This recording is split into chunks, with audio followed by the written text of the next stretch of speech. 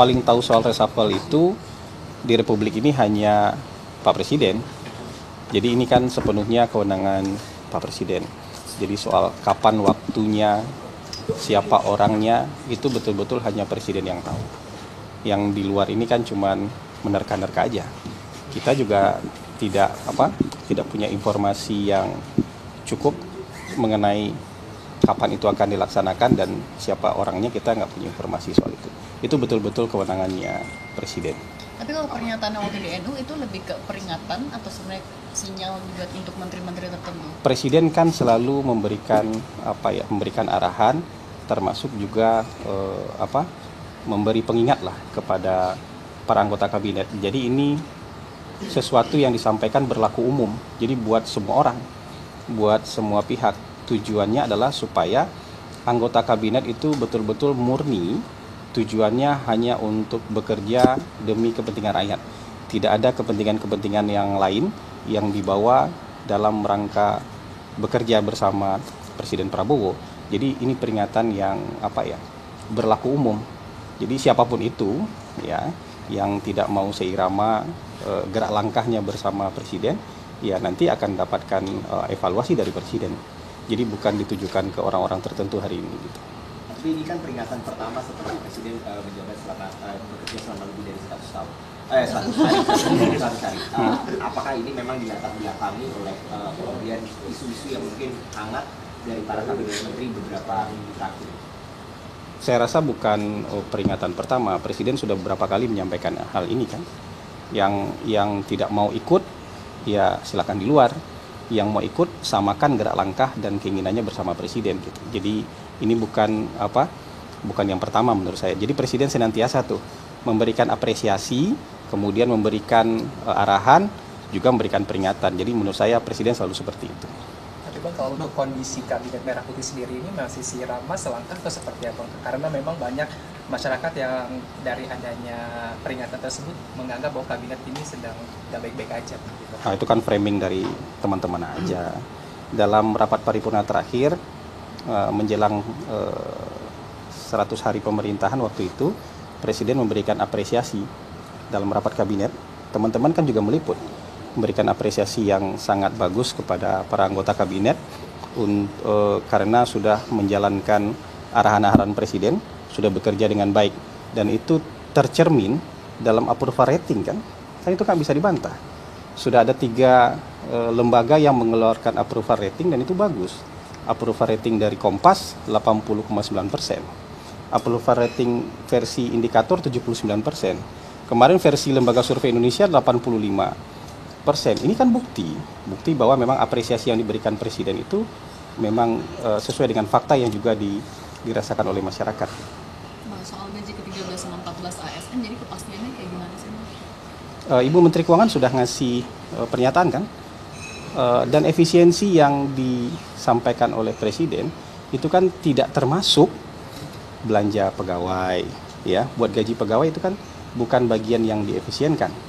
Jadi gaji ke-13 sama THR itu merupakan hak dari para pegawai negeri dan itu akan dibayarkan. Menteri Keuangan kan sudah juga memberikan pernyataan soal itu.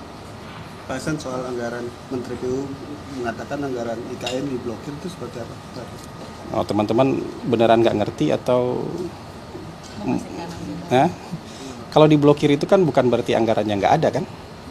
Anggarannya belum dibuka. Jadi anggaran IKN itu ada di otorita IKN, ada di Kementerian. Anggaran pembangunan IKN itu ada yang di Kementerian PU, ada yang di otorita IKN. Yang jelas komitmen dari Presiden kan berapa hari lalu sudah disampaikan oleh Menko Infrastruktur kan, bahwa selama 5 tahun ke depan Presiden punya komitmen untuk meneruskan pembangunan IKN dengan biaya yang sudah disebutkan. Kalau tidak salah itu 48 triliun komitmen selama 5 tahun ke depan. Dan target pemerintah kan menyelesaikan kawasan inti pusat pemerintahan, membangun gedung yudikatif dan membangun gedung legislatif. Sisanya nanti itu kan akan didorong, yang membangunnya adalah swasta gitu. Apakah ada kemungkinan Pak Presiden juga akan mengecek ke kementerian terkait dengan efisiensi anggaran untuk melihat secara langsung mungkin ada dukungan dari ASN mungkin gitu? Jadi masing-masing kementerian itu nanti akan menyesuaikan penghematan itu dengan tugas pokok dan fungsi mereka. Jadi yang arahan presiden itu untuk program-program yang selama ini tidak terukur, tidak bisa diukur keuntungannya, manfaatnya bagi publik, itu ditiadakan.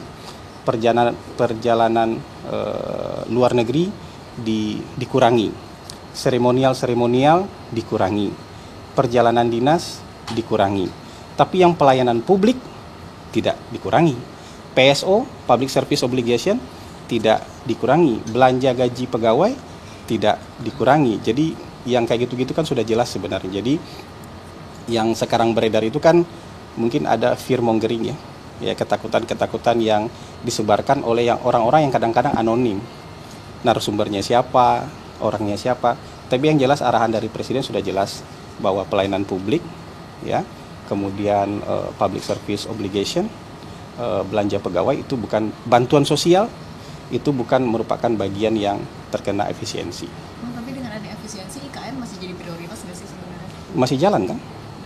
Itu kan 48 miliar dalam 5 tahun itu kan nggak kecil. 48 triliun dalam 5 tahun itu kan nggak kecil, gitu. Kan IKN jalan terus itu. Komitmennya kan baru berapa hari yang lalu sih teman-teman juga meliput kan? Ada konferensi pers dari Menko Infrastruktur, ada Kepala Otorita IKN, ada Menteri PU, gitu.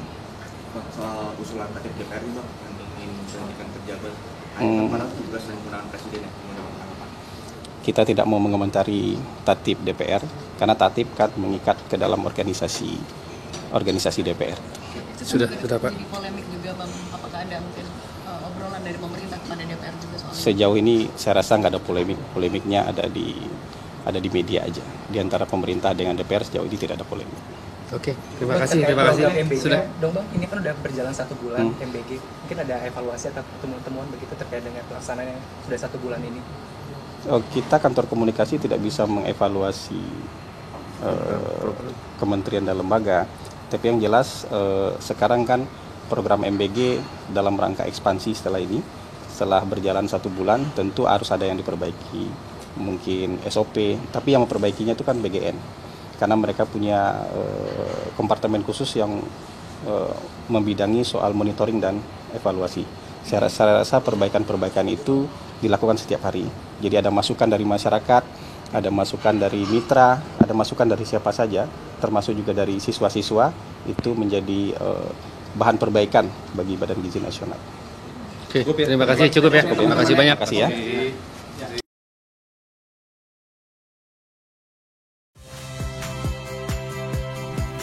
Saya Harjuno Pramendito. Saksikan program-program Kompas TV melalui siaran digital, pay TV, dan media streaming lainnya. Kompas TV, independen, terpercaya.